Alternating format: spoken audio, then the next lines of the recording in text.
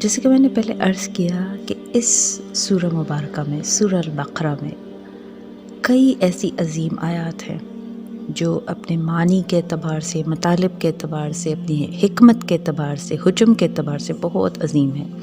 جیسے 2 رکوع پہلے آیت الآیات گزر چکی ہے، اسی طرح ابھی آیت آ رہی ہے آیت البر۔ اس میں نیکی کی حقیقت کو واضح کیا گیا ہے، یعنی تمام انسانوں کے ذہنوں میں نیکی کے کچھ مختلف امیجز پائے جاتے ہیں۔ دیکھیے مثال کے طور پر ہمارے ہاں ایک گروپ تو ایسا ہے جس کے یہ ہے کہ چاہے وہ کسی کو دھوکہ نہ دیں، ان کے ہاں یہ تصور ہے کہ نمازیں پڑھتے ہو کہ نہیں پڑھتے ہو، روزے رکھتے ہو کہ نہیں رکھتے ہو، لیکن بس سچ بولو، جھوٹ نہ بولو، دھوکہ نہ دو، کسی کا حق نہ مارو۔ نماز روزی کی کوئی پابندی نہیں، اس سے کوئی فرق نہیں پڑتا۔ دوسرا گروپ کیا ہے؟ وہ چاہے چوری کرے، ڈاکے ڈالے، بدماشیاں کرے، سود کھائے، اور انہی میں سے بہت سے لوگ کیا ہوں گے کہ وہ یتیموں اور بیواؤں کی مدد بھی کرتے ہوں گے، تو یہ کام ان کے ہاں نیکی شمار ہوتا ہے۔ یہاں تک کہ آپ دیکھتے ہیں کہ کئی برے کاموں میں ملوث جو خواتین ہوتی ہیں وہ بھی مسجدیں بنواتی ہیں، وہ بھی خیراتیں کرتی ہیں، تو ان کے ہاں بھی ایک نیکی کا تصور ہے۔ تو یہی چیز معاشرے میں دکھائی دیتی ہے کہ اسی طرح مذہبی طبقات میں بھی ایک طبقہ وہ ہے جو صرف ظاہر کو لے کے بیٹھ گیا ہے اور اس کی روح سے بالکل نابلد ہے، کوئی اس کی روح کی اس کو پرواہ ہی نہیں۔ ان کے ہاں مسئلے مسائل کیا ہیں؟ اس کی نماز کیسی ہے، اور رفع یدین ہونا چاہیے نہیں ہونا چاہیے، اس کے بغیر نماز ہوتی ہے نہیں ہوتی، تراویح 8 رکعتیں یا 20 رکعتیں ہیں، اس کا ہاتھ اوپر گیا، اتنا اونچا جانا چاہیے تھا، یہ نہیں۔ ہاں کاروبار میں وہ کسی بھی قسم کا کاروبار کریں، سودی ہو، جھوٹ پر مبنی ہو، دھوکوں پر مبنی ہو، اس سے ان کے مذہب پر کوئی فرق نہیں پڑتا۔ تو نیکی کے یہ سارے جو تصورات ہیں نا، یہ سارے امیجز پریورٹڈ ہیں، مسخ شدہ ہیں۔ اس کو بطور مثال ایسا سمجھے جیسے ڈاکٹر صاحب نے لکھا کہ انتھوں نے ایک ہاتھی کو دیکھ کر اندازہ کرنا چاہا تھا کہ وہ کیسا ہے، تو کسی نے اس کو پیر کو پکڑ لیا تو کہا یہ تو ستون کی مانند ہے، جس کا ہاتھ اس کے کان پر پڑ گیا تو اس نے کہا یہ چھاج کی طرح ہے۔ تو ہمارے ہاں بھی اسی طرح نیکی کے جو تصور ہے نا وہ تقسیم ہو کر رہ گئے ہیں، ہر کسی نے اپنا ایک مذہب بنایا ہوا ہے، ہر کسی کے ہاں نیکی اپنی ہے، چاہے وہ نمازیں خوب خشوع و خضوع سے پڑھ کے اور جو ہے نا خوب طہارت کا اہتمام کر کے، اور جلدی جلدی میں نماز پڑھ لوں کہ میں نے مہندی کے فنکشن پہ جانا ہے، جلدی جلدی نماز پڑھ لوں کہ سہیلی کی شادی میں جانا ہے۔ تو اب شادی میں جا کے کیا ہوگا؟ وہ نماز قائم رہے گی نہیں رہے گی، اس کی کوئی پرواہ نہیں۔ تو اللہ کا حق تو صرف یہ نہیں ہے کہ ہم نمازیں پڑھ لیں، یہ زمین اللہ کی ہے، ہم سب اللہ کی مخلوق ہیں، حق تو اس کا یہ ہے کہ زمین پر اللہ کا حکم نافذ ہو۔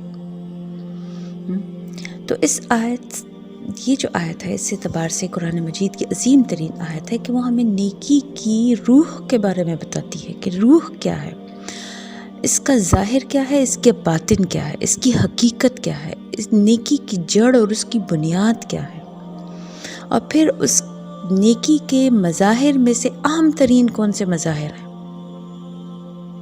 اور ثانوی کون سے ہیں۔ تو یہ آیت جو ہے قرآنک ایتھکس کی جڑ اور بنیاد ہے۔ لیکن ایک بات سمجھیں کہ یہ آیت یہاں کیوں آئی ہے، کیونکہ ہم پیچھے کیا پڑھ کے آئے؟ تحویل قبلہ۔ تو تحویل قبلہ کے بارے میں 4 رکوع 15 to 18 جو ہے تو مسلسل ہیں۔ اس سے پہلے 14ویں رکوع میں ایک آیت آئی کہ وَلِلَّهِ الْمَشْرِقُ وَالْمَغْرِبُ فَأَيْنَمَا تُوَلُّوا فَثَمَّ وَجْهُ اللَّهِ۔ تو یہاں بھی پھر اتنی آیتیں چھوڑ کر یہ آیت آ رہی ہے لَيْسَ الْبِرَّ أَن تُوَلُّوا وُجُوهَكُمْ قِبَلَ الْمَشْرِقِ وَالْمَغْرِبِ۔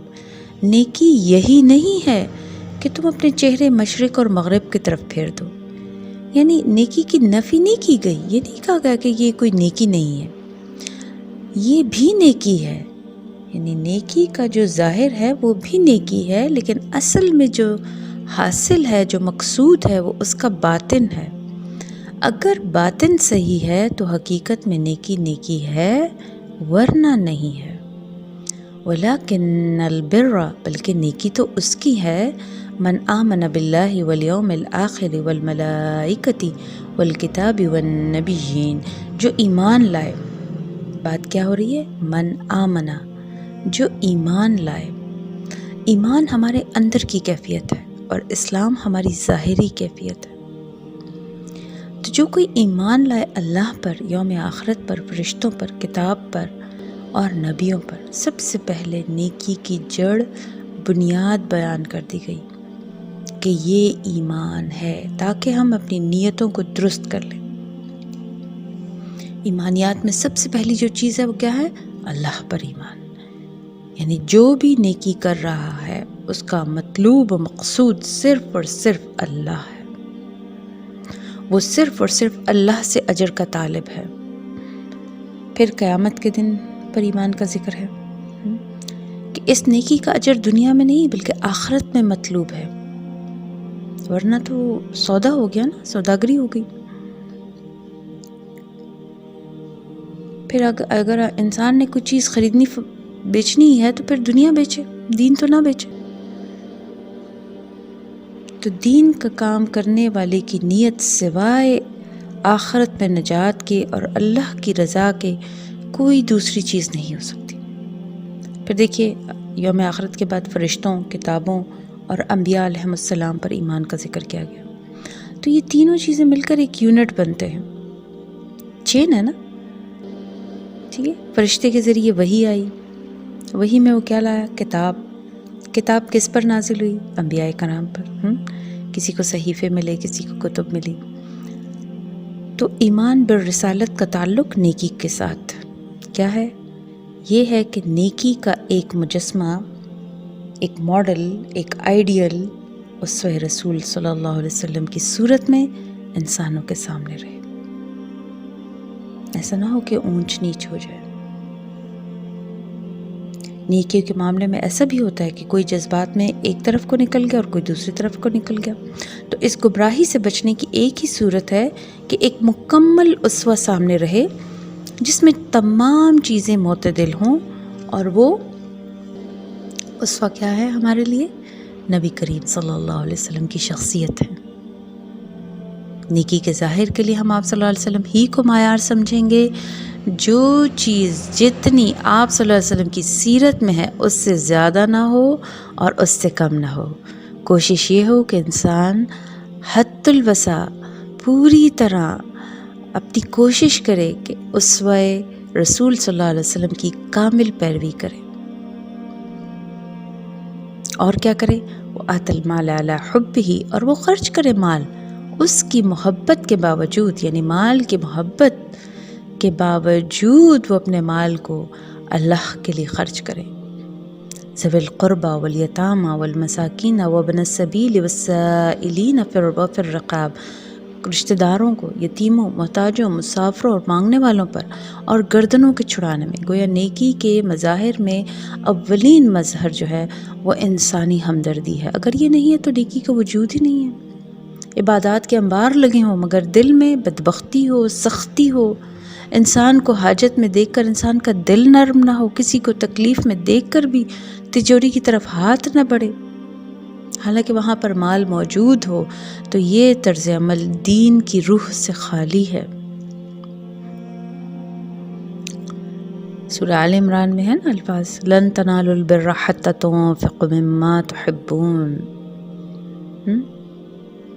کہ نیکی کو تو تم پہنچ ہی نہیں سکتے جب تک تم خرچ نہ کرو اس میں سے جسے تم محبت کرتے ہو. پھر فرمایا وقام الصلاۃ وآت الزکاۃ، اور قائم کرے نماز اور ادا کرے زکوٰۃ. یعنی مظاہر کے ساتھ ساتھ اپنی عبادات کو بھی برابر رکھے. انسانی ہمدردی کے بعد آیا ہے کیونکہ روح جو ہے ایمان ہے. ٹھیک ہے، دین کی روح ایمان ہے، اور نیکی کے مظاہر میں سے اول مظہر ہمیں کیا پتہ چلا؟ انسانی ہمدردی ہے. تو یہاں زکوٰۃ کا الگ ذکر کیا گیا ہے، یعنی اس سے پہلے بھی عطائے مال کا ذکر ہو چکا ہے. تو رسول اللہ صلی اللہ علیہ وسلم نے فرمایا کہ یقیناً مال میں زکوٰۃ کے علاوہ بھی حق ہے.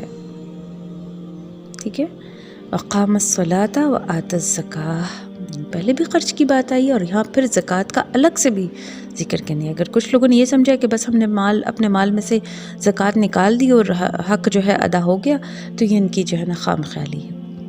مال میں زکوٰۃ کے علاوہ بھی حق ہے. تو ایمان اور انسانی ہمدردی کے بعد نماز اور زکوٰۃ کا ذکر کرنے کی حکمت کیا ہے کہ ایمان کو تر و تازہ رکھنے کے لیے نماز ہے۔ نماز قائم کرو میری یاد کے لیے، قم الصلاۃ لذکری، اور انسانی ہمدردی میں مال خرچ کرنے کے جذبے کو پروان چڑھانے اور برقرار رکھنے کے لیے زکوٰۃ، کہ اتنا تو کم سے کم دینا ہی ہوگا نا، تاکہ بوتل کا منہ تو کھلے۔ والموفون بعہدہم اذا عاہدوا، اور جو پورا کرنے والے ہیں اپنے عہد کو جب وہ عہد کر لیں۔ یعنی انسان نے سب سے بڑا عہد تو اپنے پروردگار سے کیا تھا، عہد الست، پھر شریعت کا عہد ہے جو ہم نے اللہ کے ساتھ کر رکھا ہے، پھر آپس میں بھی جو عہد و معاہدے ہیں ان کو بھی پورا کرنا ضروری ہے۔ ٹھیک، شادی ہے، میاں بیوی کے درمیان ہے، پھر جہاں ہم کام کرتے ہیں ہمارا سوشل جو سرکل ہے، تو یہ سارے ایک چین کی صورت میں ہے جہاں پہ ہم جو بھی معاملات ایک بندے کا دوسرے کے ساتھ معاملہ ہوتا ہے تو جو بھی وعدہ وعید ہو اس کو پورا کیا جائے۔ والصابرین فی البأساء والضراء وحین البأس، اور خاص طور پر صبر کرنے والے فقر و فاقہ میں، تکالیف میں اور جنگ کی حالت میں۔ اولئک الذین صدقوا، یہ ہیں وہ لوگ جو سچے ہیں۔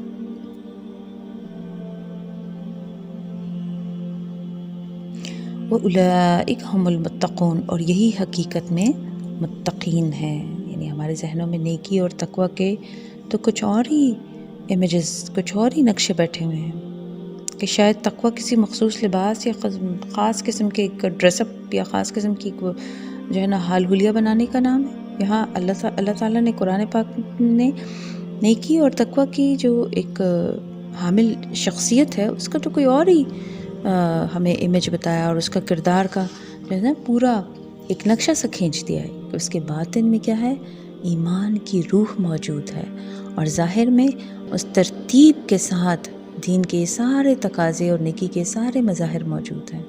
اللہ سے دعا ہے، اللہم ربنا اجعلنا منہم، اللہم ربنا اجعلنا منہم، آمین۔